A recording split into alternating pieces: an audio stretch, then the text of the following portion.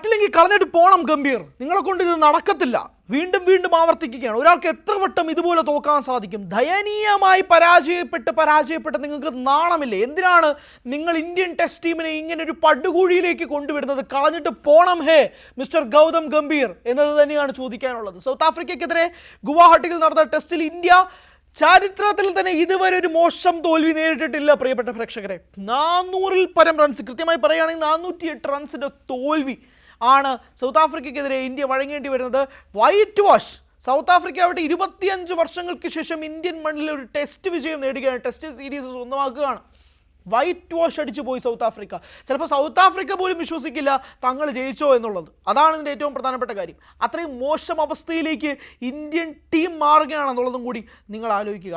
ഈ 3-ാം നമ്പറിൽ തന്നെ ബാറ്റിംഗ് പരീക്ഷണത്തിൽ ഗൗതം ഗംഭീർ ഇറക്കി എത്ര പേരാണെന്നറിയോ? കരുൺ നായർ ഉൾപ്പെടെ 7 പേരാണ് 3-ാം സ്ഥാനത്ത് 3-ാം ഇനത്രിയിൽ വേണ്ടിയിട്ട് ഇന്ത്യൻ ടെസ്റ്റ് ടീമിന് ഇറക്കിയത്.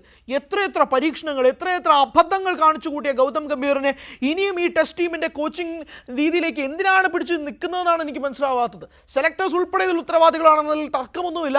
പക്ഷേ 2004-ൽ നാഗ്പൂരിൽ ഓസ്ട്രേലിയക്കെതിരെ 358 റൺസിൻ്റെ ഡിഫീറ്റിനേക്കാൾ ഏറ്റവും വലിയൊരു ഡിഫീറ്റിലേക്ക് ഇന്ത്യ മാറിയിട്ടുണ്ടെങ്കിൽ ടെസ്റ്റിൽ തന്നെ ഏറ്റവും വൃത്തികെട്ട തോൽവി ഇന്ത്യ അഭിമുഖീകരിച്ചിരിക്കുകയാണ്. ഇതിനകത്ത് ഒരു ന്യായീകരണവും ഗംഭീറിന് പറയാൻ സാധിക്കില്ല. ന്യൂസിലൻഡിനെതിരെ വൈറ്റ് വാഷ് അടിക്കുന്നതിന് പുറമെ സൗത്ത് ആഫ്രിക്കയ്ക്കെതിരെയും വൈറ്റ് വാഷും കൂടി അടിക്കുന്ന ഒരു സാഹചര്യത്തിൽ ബോർഡർ ഗവാസ്കർ ടെസ്റ്റിൽ എന്താ സംഭവിച്ചതെന്ന് നമുക്കറിയാം. ഇങ്ങനെ അധപ്പതനത്തിന്മേൽ അധപ്പതനത്തിലേക്ക് ഇന്ത്യൻ ടെസ്റ്റ് ടീം മാറിക്കൊണ്ടിരിക്കുകയാണ്. ആകെ ഗംഭീറിനെ പിടിച്ചു വയ്ക്കാൻ പറ്റുമെങ്കിൽ അത് T20 ഫോർമാറ്റിൽ മാത്രമാണ്. അതും ഇനി എത്ര നാളെന്നൊന്നും അറിയില്ല. പക്ഷേ ടെസ്റ്റിൽ അടിയന്തരമായി കോച്ചിനെ മാറ്റേണ്ട ഒരു സാഹചര്യമുണ്ട്. വൈറ്റ് ബോൾ ക്രിക്കറ്റ് പോലെ അല്ല റെഡ് ബോൾ ക്രിക്കറ്റ് എന്ന് ഇനിയും BCCIക്ക് മനസ്സിലായില്ലേ? അതോ അവരുടെ പൊളിറ്റിക്സ് ബേസ് ചെയ്തുകൊണ്ട് മാത്രം ഗൗതം ഗംഭീർ ഇപ്പോഴും നിലനിൽക്കുകയാണെന്നുള്ള ചോദ്യത്തിന് മറുപടി പറയണം BCCI.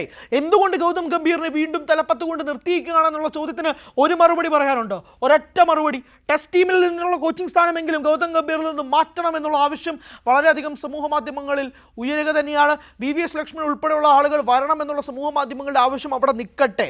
പക്ഷേ ലക്ഷ്മൺ വന്നാലും ഇല്ലെങ്കിലും ഗൗതം ഗംഭീർ ഇനി ആ സ്ഥാനത്ത് നിൽക്കാൻ ഒരു യോഗ്യതയുമില്ല എന്ന് തെളിയിക്കുന്നതാണ് ഈ പട്ടുകൂറ്റൻ തോൽവി. സാധാരണ തോൽവിയൊന്നുമില്ല. ഇന്ത്യൻ ടെസ്റ്റ് ചരിത്രത്തിൽ ഇതുവരെ ഇന്ത്യ ഇമാതിരി ഒരു തോൽവി നടത്തിയിട്ടില്ല. ഇത്രയും വലിയൊരു തോൽവിയിലേക്ക് ഇന്ത്യ മാറണമെങ്കിൽ അതിന് കോച്ചിങ് സ്റ്റാഫ് തന്നെയാണ് അതിന് ഉത്തരവാദി. എന്ത് സംശയിക്കുന്നതിൽ?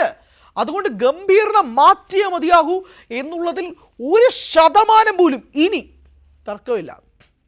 ടെസ്റ്റ് ടീം അടിച്ചു വാർക്കണം, അരച്ചു വാർക്കണം. ടെസ്റ്റ് ടീമിൽ നിന്നും വിട്ടുപോയ താരങ്ങൾ ഉൾപ്പെടെ ആർക്കൊക്കെയാണോ യോഗ്യതയുള്ളത് അവരെല്ലാം വരണം.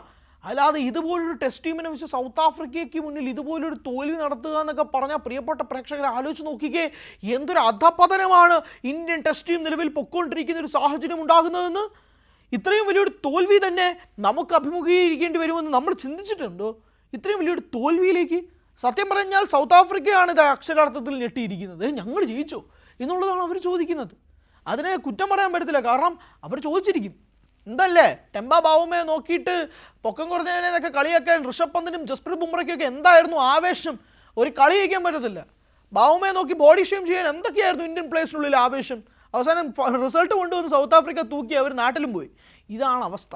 ഈ ഒരു ശോചനീയമായ അവസ്ഥയിലേക്ക് ഇങ്ങനെയാണ് ഇന്ത്യൻ ടെസ്റ്റ് ടീം മാറിയത് എന്നുള്ളതിന് ഒറ്റ ഉത്തരമേ ഉള്ളൂ.